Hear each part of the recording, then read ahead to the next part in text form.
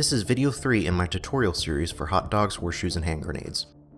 Please refer to the previous videos for more basic information on the game. Again, as with the other videos, H3VR is constantly updated, so this video may become out of date and no longer accurate. Visit the YouTube channel of the main developer Anton Hand on YouTube to keep up to date with the devlogs. This video will cover some of the stranger guns in the game and how to operate the more complex firearms. First, we will briefly discuss Sosig Guns. These are the weapons that are used by the Sosig enemies in many modes of the game. You will find these weapons dropped on the ground, and you can use them as well. However, they are highly simplified, offering no interactions other than firing. You cannot reload them, so they will be useless once they are empty. Some guns in the game have iron sights that can be adjusted by interacting with them. You can adjust the rear aperture, or fold them down.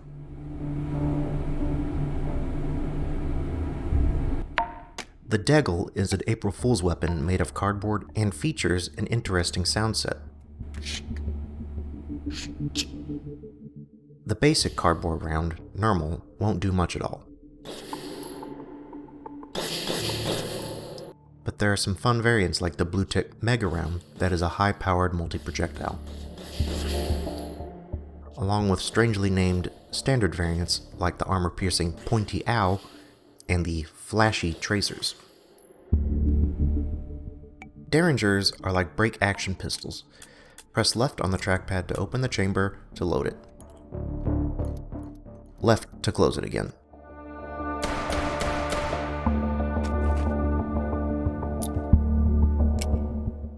The Model 95 has an external hammer that will require pressing down on the trackpad before you can fire.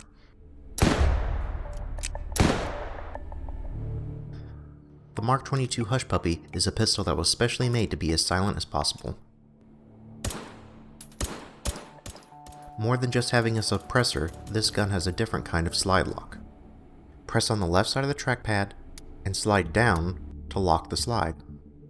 Now when you fire, it won't automatically cycle, reducing the mechanical noise of the slide and spent casings. Left and slide up to unlock the slide, and now you can manually cycle.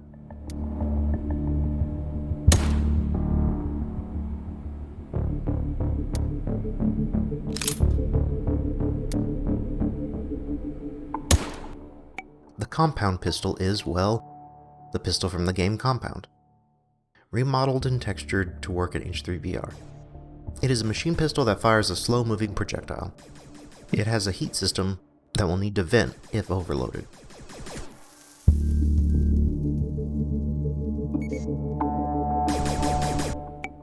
The SCX is a bullpup machine pistol from the manga Appleseed, I think.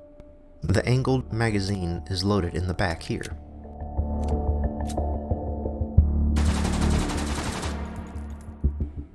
The Contender is a single-shot breech-loading pistol. Press left on the trackpad to open the firearm and insert the round. Left to close it again. Press down on the trackpad to pull the hammer. Simply tilt the weapon back to remove the spent casing, or you can grab it yourself. The rolling block pistol is similar, but operates slightly differently. Press down on the trackpad to pull back the hammer, and then press down again to open the breech. Load it and press up to close the breech again.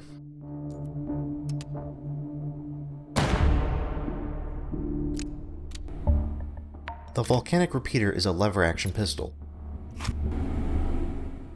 Interact with the end of the barrel to open the weapon and load rounds inside.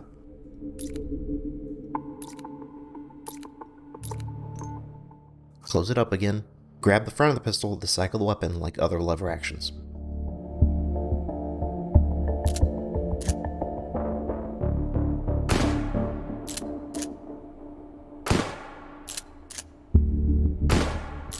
The LA 2019 Special is the service revolver from Bladerunner. There are some other items in the spawner alongside it, which we will touch on in a bit. This gun will work pretty similarly to other double-action revolvers. Left to release the cylinder to load it.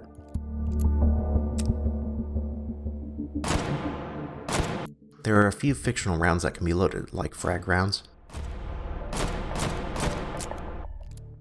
or the proximity mine round.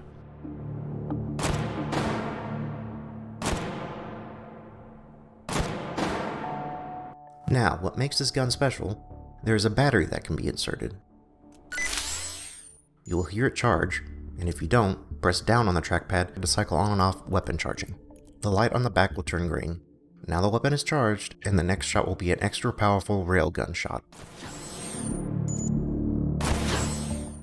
You'll have to wait for the gun to charge between each shot if you want full power. Each charge will drain the battery until it is fully depleted and ready to be replaced. As you can see, with these more powerful shots, the barrel begins to heat up. Let it get too hot, and you will begin to damage the weapon, causing it to become less accurate. Lift on this lever here, and pull back to eject the thermal clip. Replace it with a fresh one to rapidly cool the weapon.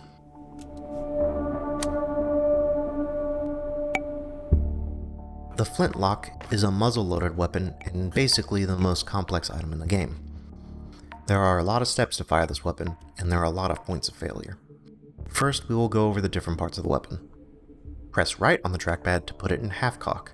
You'll use this during loading, so the trigger won't fire the weapon. Press down on the trackpad to cock the weapon. The frizzen is located slightly further up. You can click to move it back. Now the flint will strike the frizzen and create sparks. You can also move your hand over the frizzen to quickly move it back. Okay, the easiest way to load and fire the Flintlock is via a paper cartridge. Start in half-cock mode by right on the trackpad.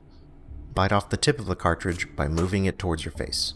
Now the black powder in the cartridge can be poured, so be careful. You will need to put some black powder in the flash pan, which is located under the frizzen, accessible when the frizzen is still forward. Pull the trigger on the hand holding the cartridge to pour out a controlled amount of powder. Put a few grains into the flash pan. Then pour the rest of the powder into the barrel while inserting the cartridge containing the lead ball. Remember to close the flash pan by moving the frizzen so your powder won't fall out. Now, take the ramrod out from under the barrel and tamp down the cartridge into the barrel. You may have to let go and re-grab the ramrod a couple of times. Once the pitch of the sound changes, you have reached the bottom. Now, press down on the trackpad to put the weapon into full cock, and you're ready to fire, if you did everything correctly.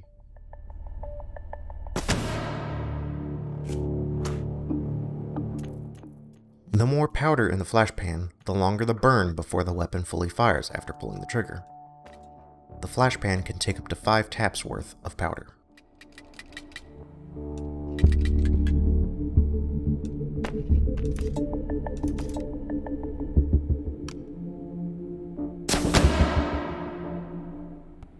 Now that you know the basic operations of the weapon, you can ready it using a black powder flask and a lead ball.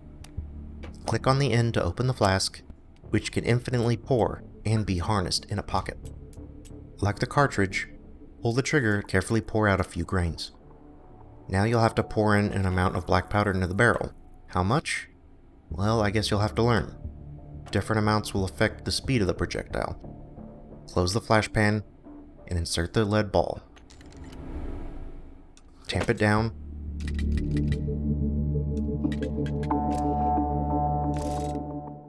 Cock it, and fire.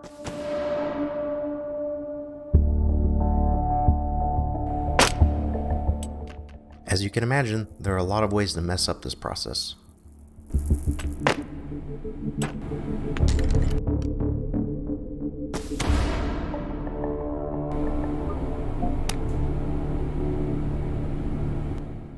But maybe putting in 2 lead balls might be something you want to do. I will let you figure out all the things that will work and what will render your pistol useless.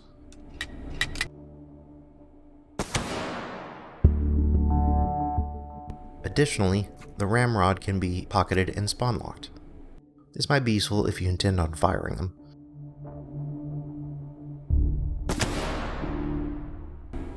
A meat horn can help you make a pre-measured amount of black powder. Pull the trigger and hold to fill the cap with powder. Now, after quite a few shots, you might notice you can't fire anymore and your flint isn't producing any sparks.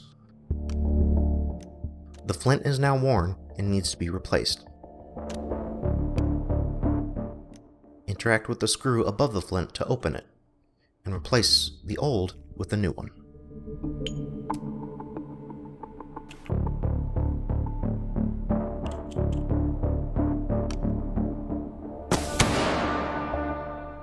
The flare gun is a simple one-shot 12-gauge weapon, left on the trackpad to open and close. The standard one is built for, well, flare rounds. However, it can be used with other low-pressure rounds like Dragon's Breath. Trying to fire a high-powered shell, like a Swag 12, will destroy the flare gun, making it useless. Unless, of course, you grab yourself a metal version.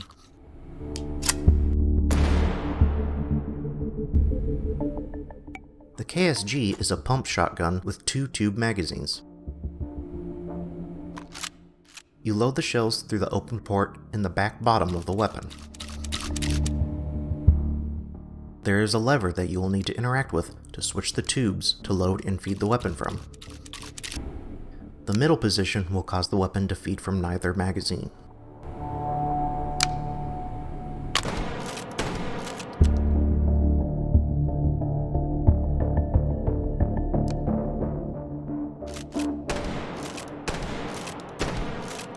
The 612 is a shotgun with a removable cylinder magazine. Press on the trackpad while holding the cylinder to eject shells. Then you can feed new shells into it, or just spawn lock the whole magazine. The P90 is an SMG with a different type of magazine that must be loaded on the top. You will have to thread it through this bit here, which can be finicky at times. The fire selector is still left on the trackpad, but if you have it on full auto, you can use the weapon's dual stage trigger. Pull the trigger part way to fire a single shot. Pull it the rest of the way to fire full auto. The PP2000 is a pretty standard SMG, but with a rather strange bolt handle if you don't know what you're looking for. The Bizon has a large capacity magazine that affixes itself lengthwise under the firearm. It also has an AK style safety and fire selector.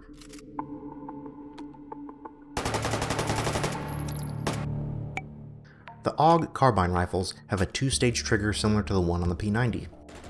Half pull for a single shot, complete pull for full auto. The bolt handle can also be locked back and slapped back down to charge the weapon after a reload, like an MP5. The Quackenbush 1886 is a .22 caliber quote-unquote boys rifle, left on the trackpad to open and close the chamber, down to charge it.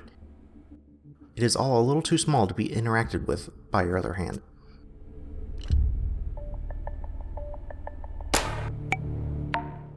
The G11 is an odd duck that takes a long magazine of caseless ammunition that is loaded from the front of the rifle. The end with the bit sticking out goes in first. To charge the weapon, you will rotate this dial here twice around. This gun also has a burst fire mode that can spit 3 rounds down range before recoil takes effect.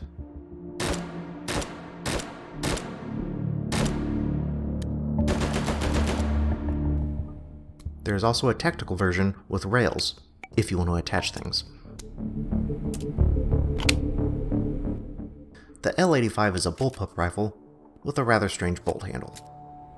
While the safety is still left on the trackpad, the fire selector is located at the rear of the rifle, behind the magazine. The QBZ95 is in a similar situation as the L85, but the safety is also on the fire selector at the rear.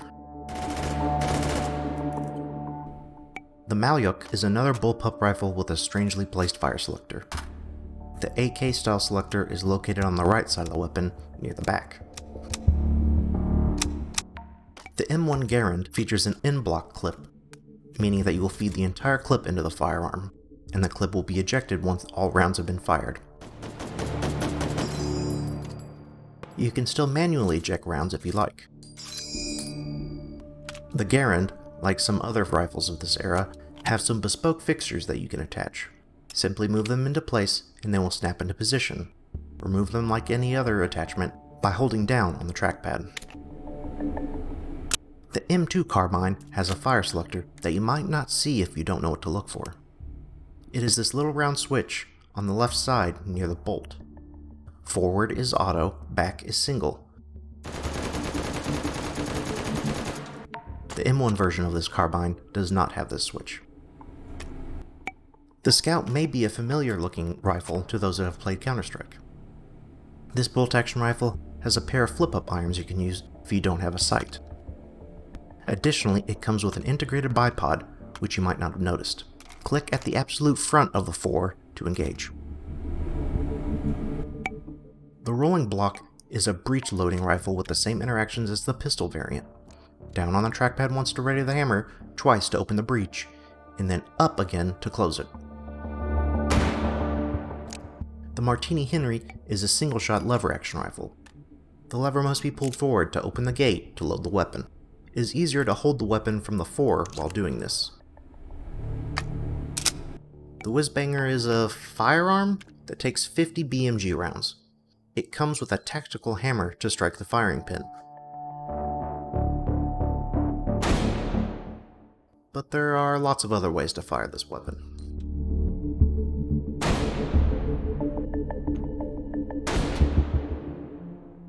This absurd gun is a handheld version of the 50 caliber Browning M2 machine gun. It is loaded like most belt-fed weapons. Lift the top, stretch the belt across, close, and charge. Its 200 round belt will last you quite a while.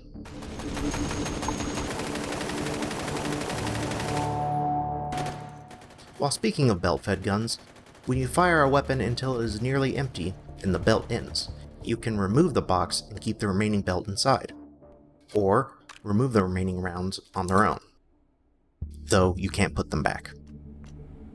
The AR-3 is a belt-fed machine gun fashioned after the AR-2 from Half-Life 2. Pull back the bolt, and then grab the belt and pull it into the action. It also has an underbarrel dark matter lemon launcher. Grab it by the grip behind the magazine, pull and hold the trigger to launch the devastating energy lemon. The DP-28 is a machine gun that takes a dinner plate-like magazine on the top of the firearm. The bolt handle is located forward and under the gun, close to the bipod. The M134 Portable Minigun is among the fastest firing weapons in H3. It takes massive 1,000 round box magazines. Slide the box magazine into place, and the belt will feed itself automatically. Now, you will have to use both hands on this weapon, like the Heavy's minigun. Hand Crank Frank is a handheld version of the Gatling gun you can find in some scenes. While those are typically unlimited in ammo, this weapon has a 60 round magazine that you place into the port at the top of the weapon. Like the name implies, grab a hold of the crank and turn it to fire. The China Lake is a pump-action 40mm grenade launcher with a 3+1 capacity. It works just like a pump-action shotgun.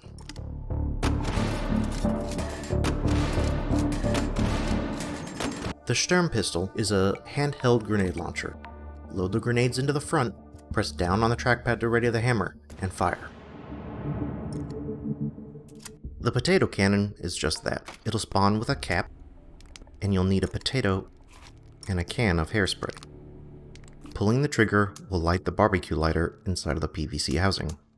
To fire it, you'll want to load a potato in the end, put some hairspray in the back, pop the cap on, and now you're ready to fire. The amount of spray will change the power of the shot. Additionally, you can use the hairspray and a fire source as a makeshift flamethrower. Start spraying and ignite the stream. Careful though, this isn't exactly safe and can backfire on you. The Sustenance Crossbow is a wiener-slinging crossbow modeled after the weapon in Half-Life 2. Slap in the battery to power the auto draw. Put in your foot-long ordnance and you're ready to fire. However, this raw meat doesn't do much in terms of damage. Press and hold the trigger to grill the meat. Now, like in Half-Life 2, these bolts can pin enemies to surfaces. I'm gonna take my 15 minutes now. If you've seen my Meat Fortress video, this flamethrower works pretty similarly to the pyros. Plug in your fuel source, and you're ready to fire.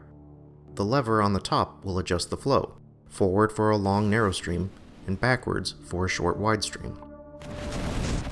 The fire is physics reactive, so you can bounce the flames off of the ground and other surfaces.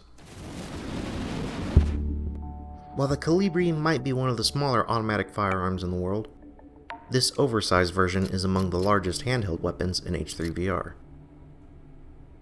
It comes with an integrated laser sight, as there aren't any usable irons to speak of. It loads just like a regular pistol, just a bit bigger.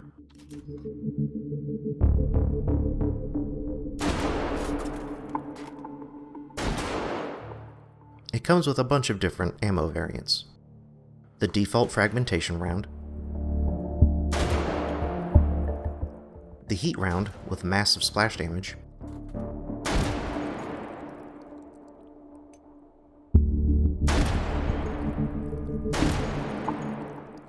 Inferno rounds with a massive napalm flame effect,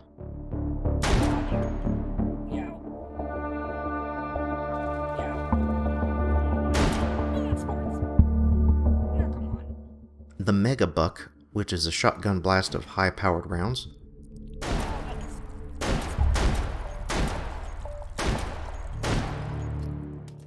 Smokescreen,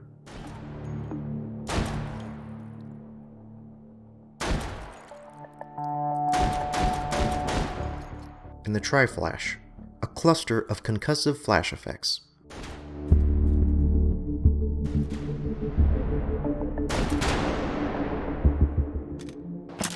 The Kolibri isn't the only oversized weapon you can find in H3VR. In some scenes you will find the oversized 1911. While it operates the same as the 1911, the large nature of it makes the interactions a little different. It is loaded the same, but you'll have to slam the mag release with your hand to drop the magazine.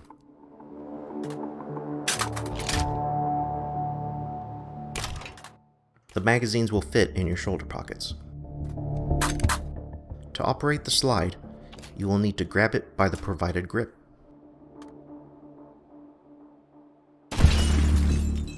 You can interact with the slide release still, dragging it up or down.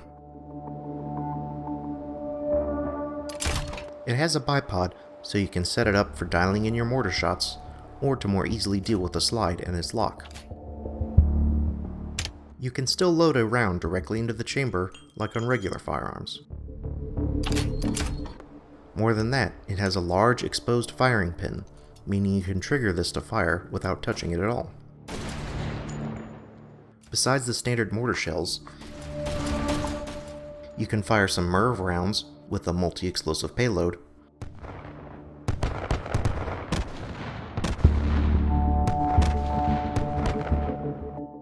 or the Mega Buckshot.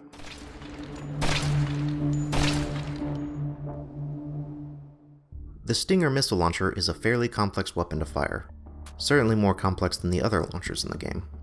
There is a good instruction panel for it in the sampler platter. They are one-time use, so make sure you spawn lock one in your shoulder pocket. Additionally, the BCU, or battery coolant unit, will also need to be spawn locked.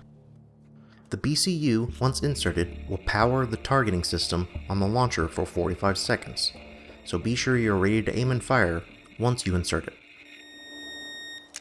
Press in on the trackpad with your firing hand to toggle targeting on and off.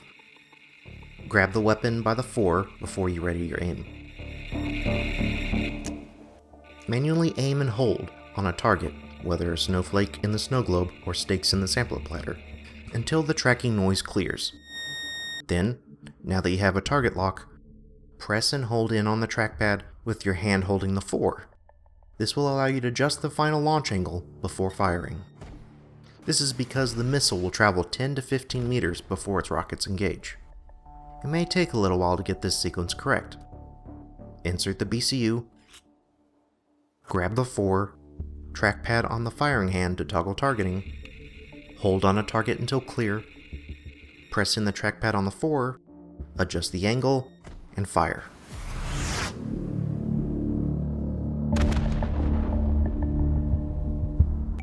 And the final weapon we will touch upon in this video is the Graviton Beamer. Flick all 3 switches to turn it on.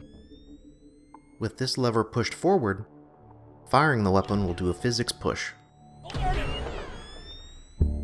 While the lever is pulled back, the trigger will grab physics objects in the environment and fire them. This works best with throwing weapons.